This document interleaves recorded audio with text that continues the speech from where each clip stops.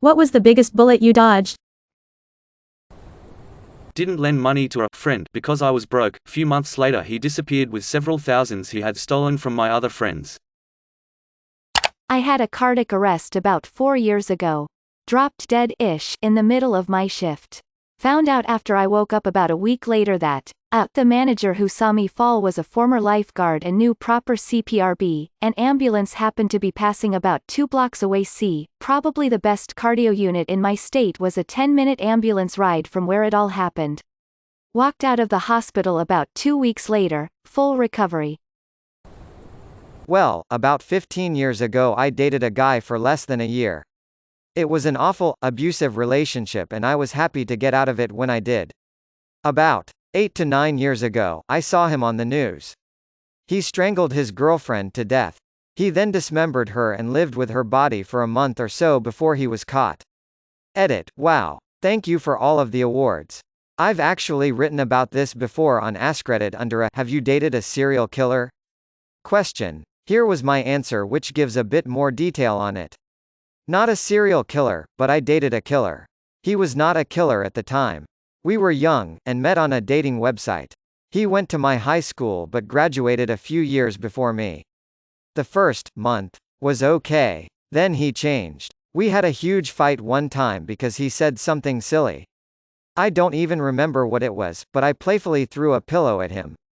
He immediately flipped out, punched a hole in my door and told me he'd make it so I would never have anything come back to. Another time, he finally got a job. Didn't have one when I met him and I was paying for everything. After job searching for months, he got one. It's his first few days at his new job, and all of a sudden he doesn't want to go in. No reason, he just doesn't feel like it. I tell him he better get to that damn job or he's going to lose it. After a lot of arguing, he gets ready and we both get in the car so I can drive him to work. As I'm driving, it gets more heated and he starts strangling me while I'm at a red light. The red light was right next to a gas station and I pull in there while his hands are around my throat. I manage to get him off me and I get out of the car and scream, "What the beep, I'm sorry. I blacked out. You just pissed me off so much. I told you I didn't want to go to work." The relationship lasted less than a year. He cheated on me with some girl, and for the first and only time in my life, I was glad someone was cheating on me. You can go live her and be someone else's problem now. Then years later when I saw him on the news, I felt really bad for that thought. He had handcuffed his then girlfriend, who had just had his baby, to the bed, and strangled her to death. He thought she had cheated on him. He then dismembered her body and lived with it for a month in their apartment. Eventually, the smell tipped some people off along with his GF not being seen by family in a bit. The baby was okay though and was taken in by the girl's family. He went on the run, but was later caught and is currently in prison. No news article though. I have posted a news article with it before and got banned. Hopefully with all the info I gave you, plus someone guessed the state below, you can find it for yourself so I don't get banned again for posting personal information by posting a public news article. Lol. When my great aunt passed away, I was helping to clean out her house. I'm just dragging everything out of the basement and suddenly my dad is like, "Whoa. Put that down gently and let's move away from here." So I put the weird metal tube type thing I'm carrying down and get out of there. Turns out it's a mortar shell from when my aunt worked in a munitions factory during World War II. Bomb squad came and took it away. In 1992 I was 16. A bunch of us were about to leave a party and I called shotgun. But, my friend Pat kind of wrestled me out of the spot and I wound up jumping in another car since the first car was now full. The other driver and I watched as our friend's car skidded into oncoming traffic. Pat was airlifted to the local trauma hospital where his dad told a huge group of us teenagers that Pat had succumbed to his injuries. Maybe that's not exactly bullet dodged, but was going to move to a different apartment complex last month. Got injured at work and lost hours, therefore, couldn't come up with the deposit money in time.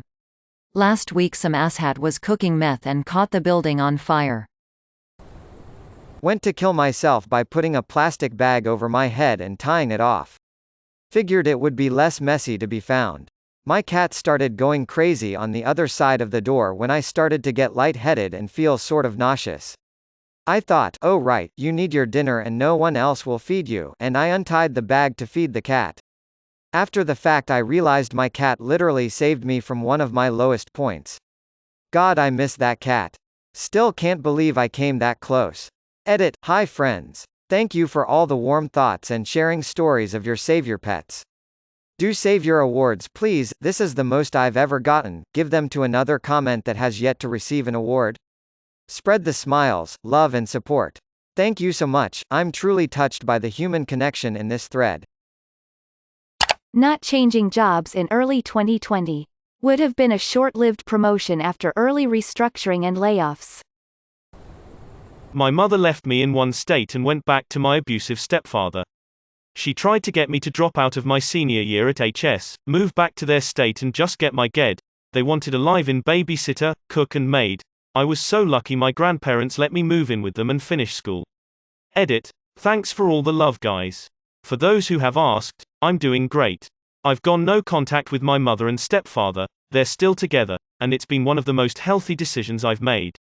My husband and my kids are amazing and she's missing out big time. My grandparents are alive and well and are still involved in our lives. Not me, but I had a field service engineer working on one of my big robotic liquid handlers. He decided to bypass the safety pin that prevents the heads from moving while the cover is open while he had a diagnostic program queued up on the computer. What he didn't know was that the instant he reinserted the safety pin the machine would execute the queued instructions and start moving, and he had a hand inside it right in the danger zone. I grabbed his shoulder and yanked his hand out an instant before it was crushed. He stopped ignoring me when I told him to stop bypassing safety lockouts to save a few minutes. My dad was going through severe depression 10 years ago and my life was equally beat for a whole multitude of reasons, and it was rubbing off on me. I spent what felt like half an hour crying on the floor and working up the nerve to pull the trigger, then when I finally did, the safety was on. I sold my gun the next morning. Wish my dad was able to say the same 3 years later, RIP. I was walking down the street in downtown Chicago and I heard a loud bang followed by a woman screaming. Somebody dropped a full 2-liter bottle of soda from the 13th floor and it just missed me. It was essentially a giant bullet at that height and speed. The woman screaming was about 5 feet behind me. She was the second closest to being hit. I'm pretty sure that bottle would have killed me if it hit me. Edit. Thanks for the awards. I immediately reported this to a nearby police officer and he said they were trying to find the guy who was trying to hit people from the 13th floor earlier that day. That's where I got the 13th floor. For those of you who say there's no such thing as a 13th floor in America, fine. 14th floor, but on the same height as where the 13th floor would be. For non-Americans, 13 is unlucky, so some buildings will call their 13th floor the 14th floor. About 10 years ago, I was in a relationship with someone, and she became pregnant. We were only a few months in, and I was terrified. But I did the right thing, stuck with her, did my best to help her through her pregnancy, turned my whole life upside down. Sold my house to move to the other end of the city where her daughter went to school. She was divorced, had a kid with her ex-husband. Everything was going great until she became pregnant. We were having a lot of fun, and enjoyed each other's company very much. The instant she became pregnant, it was like a switch had been flipped. She became a straight-up psycho. It wasn't just hormones from pregnancy. This was a whole other level. She was psychologically and verbally abusive. She took being unreasonable and belligerent to a whole new level. I asked what she wanted for dinner one night, and she responded with, "You should know what I want for dinner. You're supposed to just make it." And it turned into an hours-long fight over how the hell I'm supposed to know what she wants for dinner. Apparently I wasn't in tune with her enough to know, and that was an unforgivable error. This is one of hundreds of little things she did to make me feel like a piece of beef. She never missed a chance to take a shot at me. Miss my turn while driving somewhere, and have to turn around? I'm the most embarrassing boyfriend she's ever had, and she can't believe she even allows me to drive anymore. Beat like that, all day, every day. It was demoralizing, and I was broken for years because of her abuse. Anyway, we move into the new house, and within a month, she leaves me. So all this beep I did to turn my life upside down. I sold a house and bought a new one, which costs a lot of money in real estate fees / moving fees, and it was a more expensive home. Worse than that, I now had to deal with this beep psycho for the next 18 years because she was carrying my baby. On top of all this, she had been cheating on me, and was with her ex-BF now. That's who she was moving in with. But I was going to be a dad, which was cool I guess. Wished it was under different circumstances, but not having to see her every day was going to be nice. About a week before she gave birth, I ask if it's okay if I'm there when the child is born. She says I really need, other guy / to be there. I'm okay with that if he is. I gotta tell you something. There's a chance it's not your baby. And after fighting with her for 3 months to get the baby's blood type, it was inconclusive whose baby it was. So we went to the DNA test, which she fought against me about, finally caving after I laid out and text everything she had done to me, and now she was leaving this question of whether or not I have a child unanswered. It wasn't my baby. Bullet dodged. This was an enormous relief. Having to deal with her for 18 years while we co-raised a child would have been a nightmare. I had witnessed how she handled literally every communication with her ex-husband, not the same guy she cheated on me with and moved in with. She was a beep beep to him. It didn't matter what it was about, she always found a way to start a fight. 7.92 Mauser rifle bullet. When I was 15-ish I was very depressed and got very drunk. Found my great-grandfather's World War I captured German rifle, found some bullets from that time, loaded it, and put the rifle in my mouth and pulled the trigger. Thankfully the bullet was not loaded properly, was a dud for being 90 years old at the time, and did not fire. At 17 I met and married a sweet little North Carolina daddy's girl. Had I not I would have still been hanging with my friends that just discovered heroin. Of the 3 friends, 2 are dead and 1 did 10 years in prison. When I was in middle school I wanted to buy a fedora, but none could fit my head. I stayed up all night before a day trip to Hong Kong. You know that days when you haven't slept, you're just kinda robotic and doing the human stuff, nearly zero awareness of anything? Well, I went across a street and my friend behind me snatched my shoulder and yanked me backwards just in time to feel the whoosh of a double-decker bus breezing past us. I just looked at him like, oh, thanks man, and it took a whole extra minute for my brain to process I would be beep dead had he not grabbed me. A literal police car. The police were chasing someone and I was crossing the road and my dumbass was walking slowly and the police car nearly grazed me. Look both ways and take off your headphones when you cross the road, kids. After I had a stroke, I was in a coma and it didn't look like I'd wake up. The DRS asked my wife if they should let me go. I only exist because she said no. I didn't dodge a bullet so much as my wife blocked it for me. Literally. I was walking back to our barracks in Afghanistan talking with my peers and my staff sergeant. We get to one part, my staff sergeant grabbed my collar and pulled me back.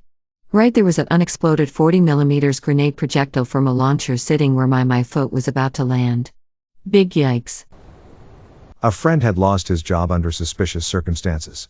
A few weeks later he asked me to take him to the bank. As I got near to pick him up I caught a train.